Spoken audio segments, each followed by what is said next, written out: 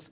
I guess that goes without saying. What comes now for the bruised Democratic Alliance? More importantly, what impact is all of this having, if at all, on the country's fragile democracy? Let me take you back live now to Cape Town, head of the Political Futures Consultancy and well-known political commentator, Daniel Silke.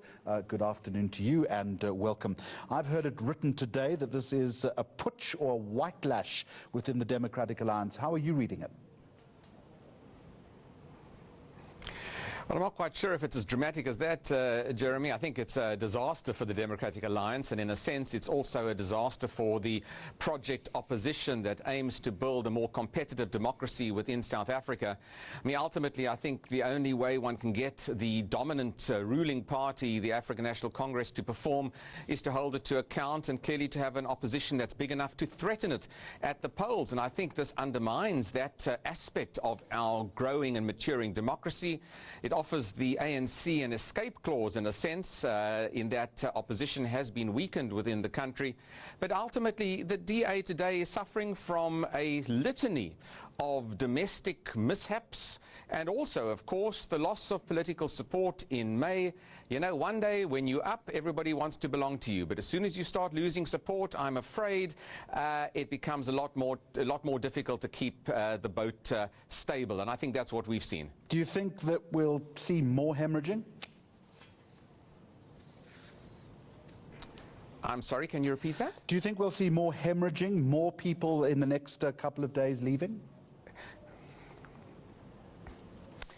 I think that the hemorrhaging is not over. It may be over to some degree within the higher echelons of the party, like the caucus, but I think there'll be great consternation at branch level. You must remember that the party has been dealt a head blow at its head, at its highest level, and it is yet perhaps to seep through to the branches and other networks within the broader party across the length and breadth of the country. And I think we can expect a variety of soul-searching and possible further internal angst in the branch networks of the DA, perhaps even amongst local government councillors, as well as some of the more fragile coalitions around the country also come under pressure as a result of these internal strains. So they're not out of the woods by any stretch of the imagination, and managing the next few weeks or so under new interim and acting leadership is going to be perhaps one of the ultimate challenges that the DA has had to face since it barely received less than 2% of the vote back in 1994.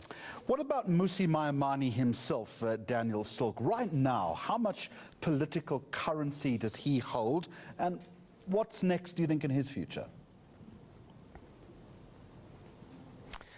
Well, you know, I think it's a good question, because what one now has to look at is the brand of the DA itself. Has the brand been irrevocably damaged? If the brand itself has been irrevocably damaged, and the electorate will ultimately have a say about that over the course of the next year and a half as we move to local government elections, but if there's brand damage, then it can help Mr. Maimane to be outside of the DA. In a sense, it can help Mr. Mashaba to be outside of the DA, and it can also help Mr. Trollop to be outside of the DA. So I think all three of them will be watching quite carefully to see whether the DA can restore any semblance of confidence in its own brand, and they will be watching to see whether there's a gap in the marketplace, perhaps, for some sort of new opposition movement in South Africa. You know, my own view is that there probably is a gap within South Africa for this, but we know that starting a new political party in South Africa is fraught with all sorts of difficulties, and it's been tried before unsuccessfully by many. I'm interested to know where the gap is, given what you've just said, Daniel, that it's been tried before unsuccessfully. Well, you know, I think the DA had hoped that it could be a home to an emerging middle-class black South African. I think that was the target market, an urbanized, a rapidly urbanizing black South African. The party itself, I think, failed to translate its liberal philosophy into a philosophy that could also appeal to those who believe group identity is a cornerstone of where they've been and where they are. And I think that group still exists. I think there's a large group in South Africa who would ascribe fundamentally to aspects of liberal philosophy, who would ascribe to aspects of free market economic policy as well.